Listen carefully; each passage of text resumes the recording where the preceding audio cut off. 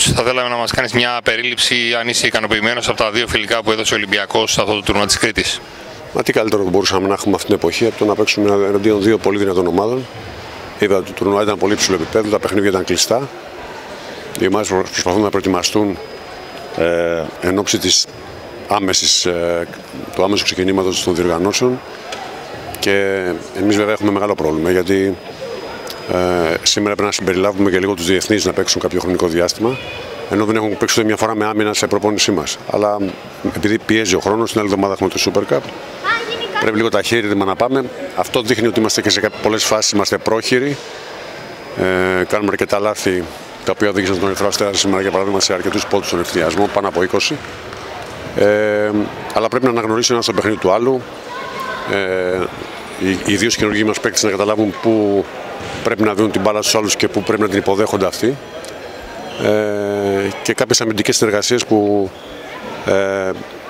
επιδέχονται μεγάλες βελτίωσεις, αλλά προφανώς καταλαβαίνετε ότι είναι πάρα πολύ δύσκολο το έργο μας, γιατί, όπως και όλων των προπονητών αυτή τη στιγμή, γιατί λόγω του Ευρωμπάσκετ ο χρόνος είναι ελάχιστος και απαιτήσεις τεράστιες. Αν μπορούμε να δώσουμε ένα ποσοστό, πόσο της εκατό ευχαριστημένος είσαι από αυτό που είδες και κυρίως από το πόσο έχουν προσαρμοστεί οι νέοι παίκτες. Εμείς πρέπει να έχουμε ένα σταθερό τέμπο στο πώς παίζουμε αμυντικά και επιθετικά και από αυτή την έννοια είχαμε πολλά πάνω κάτω. Έχουμε αυξομειώσει την ένταση που παίζαμε. Δηλαδή, τελειώσαμε το πρώτο ημίχρονο 5 πόντους πίσω με μια κακή επιλογή στο τέλος. Μπήκαμε, περάσαμε κατευθείαν και 10 και αντί να κρατήσουμε σταθερά το τέμπο εκμεταλλευόμενοι και σχεδόν το 15-0 που κάναμε, πάλι κάναμε πολλά λάθη στη σετ επίθεση, τους δώσαμε αρκετές φορές την μπάλα στα χέρια. Ο Ερυθρός Αστέρας είναι πολύ αθλητικός φέτος με πολλούς Αμερικάνους παίκτες οι οποίοι στο transition είναι καλοί, άρα πρέπει να είσαι προσεκτικός να μην τους δώσεις την μπάλα στα χέρια. Από την άλλη είχαμε 22 assist, νομίζω 22-23 σε σχέση με 10 παραπάνω από τον Ερυθρό Αστέρα. Σημαίνει ότι ακόμα και σήμερα προσπαθήσαμε να παίξουμε ομαδικά. Το καταφέρνουμε, αλλά επαναλαμβάνω χρειάζεται μεγαλύτερη συνέπεια και χρονικά διαστήματα στα οποία παίζουμε καλά. Coach, σε λίγες μέρες ολοκληρώνεται ο πρώτος μήνας συμβολαίου με τον Κουμάντζε. Αν υπάρχουν κάποιες αποφάσεις για το αν θα συνεχίσει στον Ολυμπιακό και τι γίνεται με την προσθήκη γκάρντ, αν υπάρχει κάποια εξέλιξη. Τσακώνονται όλοι οι γκάρντ, ποιος έρθει στον Ολυμπιακό. Είναι μια δύσκολη περίοδος. Προφανώς οι άνθρωποι της ομάδας δουλεύουν σε αυτή την κατεύθυνση και εμείς σαν προπονητές κοιτάμε εν παραλλήλω με τα παιχνίδια που έχουμε. Κοιτάμε τις επιλογές μας στην αγορά. Οπωσδήποτε πρέπει να πάρουμε αυτή τη στιγμή άμεσα ένα γκάρ γιατί πιεζόμαστε σε σχέση με το πώς είχαμε σχεδιάσει την ομάδα. Και είναι τα δύο παιχνίδια του Super Cup, τα δύο παιχνίδια που ξεκινάνε στην Ισπανία και αμέσως μετά έχουμε το δεύτερο παιχνίδι στην Ελλάδα με τον Παναθηναϊκό. Είναι απαιτητικό το ξεκίνημα του Ολυμπιακού στις διοργανώσεις.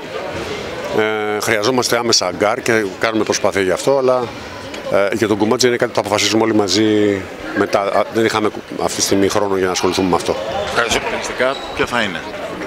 Ο playmaker, ένας οργανωτής ή ένας καλός παίκτης απλά? Να σας πω κάτι, εγώ πιστεύω ότι αυτή τη στιγμή είναι ο κάθε προπονητής πώς βλέπει την κατάσταση. Εγώ θέλω να πάρω ένα παίκτη καλό που έχει το επίπεδο να παίξει εδώ.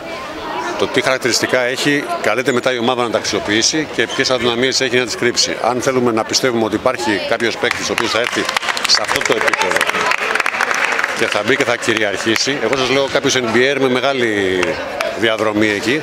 Σας διαβεβαιώ ότι δεν είναι έτσι και μπορώ να σας δώσω όλα τα παραδείγματα αυτών από το NBA που υπέγραψαν φέτος σε αυτή του υψηλού επίπεδου ομάδας που παίξαμε και την προηγούμενη εβδομάδα και τώρα, για να δείτε πόσο impact έχουν στα παιχνίδια. Θέλουν χρόνο. Πολλές φορές έχω και παραδείγματα από πέρσι να σας πω. Πολύ καλοί παίκτες που υπέγραψαν η Φενέρ, το NBA, η Real Madrid μέσα στη χρονιά, να μην πάω σε ονόματα, που δεν κατάφεραν να προσαρμοστούν στο ευρωπαϊκό τρόπο παιχνιδιού και δεν επηρέασαν το παιχνίδι της ομάδας. Μετά από λίγο κόπηκαν κιόλας. Θέλω να πω ότι όλα είναι πολύ εύκολο να λες, αλλά ότι χρειαζόμαστε και τι είδους παίκτη, αλλά η Ευρωλίγα είναι πάρα πολύ δύσκολη. Βλέπετε ότι όλες οι ομάδες είναι δυνατές, όλες οι ομάδες ενισχύονται, έχουν καλούς προπονητές, καλούς παίκτες. Το επίπεδο της ταχύτητας που παίζεται και της έντασης στα παιχνίδια το βλέπετε και από κοντά είναι τεράστιο. Σκεφτείτε πόσο μάλλον όταν οι ομάδες βελτιωθούν και περισσότερο. Άρα, εμείς θέλουμε να παίξουμε ένα μπάσκετ που συνηθίζουμε, ομαδικό. Πιστεύουμε ότι έχουμε πολλά χαρακτηριστικά και καλούς παίκτες. Μας λείπει απλώς ίσως ένα ή δύο κομμάτια ακόμα. Ευχαριστούμε πολύ.